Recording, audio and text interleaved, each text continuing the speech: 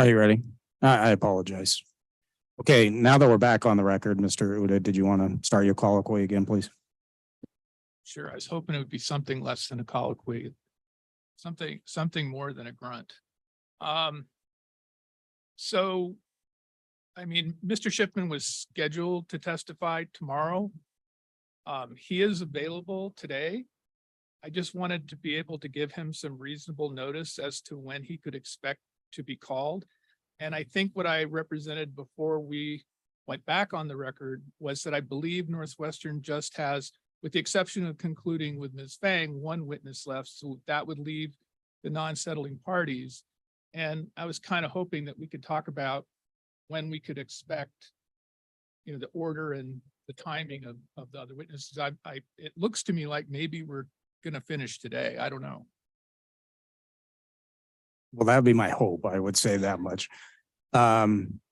Northwestern, Yes. you want to weigh in? Sure. Thank you, Mr. President. So yeah, Mr. Uda is correct. After Ms. Fang, we only have Mr. Carmody to recall. According to my list, as far as witnesses that remain, we have the MCC witnesses, Donkin and Smith. There was questions for them. I don't know if they intend to appear. We have HRC's witnesses, Levin and Batts, Mr. Schiffman for Broadreach, and MEIC Goggin. And I don't know what order, and we don't have a preference as to order. Okay, Chuck, did you want to weigh in? I do. Thank you, Mr. President. So two things. The non-settling parties have agreed amongst themselves that the HRC witnesses will go last. And in particular, and most importantly, that Ms. Levin will go last. However, Ms. Levin has to get on a plane at 1:15 or something on Wednesday. So I suspect we can accommodate that based on how things are moving. That's the first thing. The second thing is that Mr. Rivas had to leave abruptly, and he is handling witness Batts on our behalf. And I am not sure what's going on. So I intend to call him as soon as we break. I know there's been some illness in his family. So what's happening with Mr. Rivas may affect I mean, I can handle a Mr. Batts on direct if needs be, but it may complicate things, just for your information. Okay, well, keep us updated on that, please.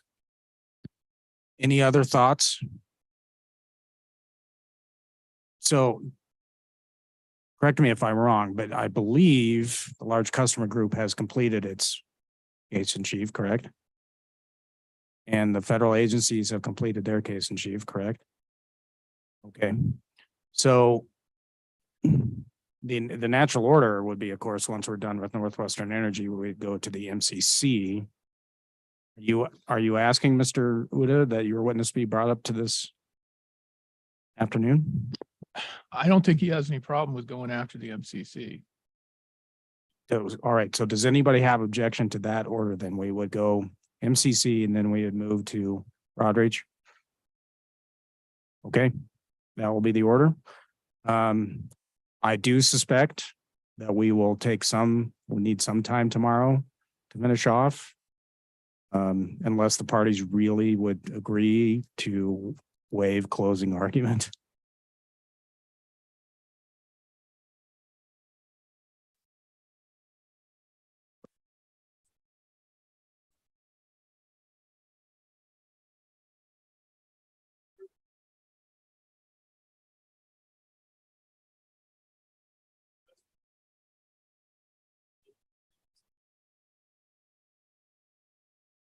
Northwestern would agree to that. The commission would look very fondly on that.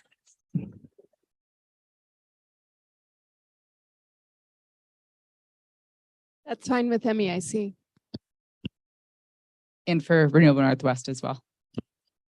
I actually would prefer that. The one question I have is Ms. Turnell is not here and she hasn't been around, so I don't know if she would have a problem with that.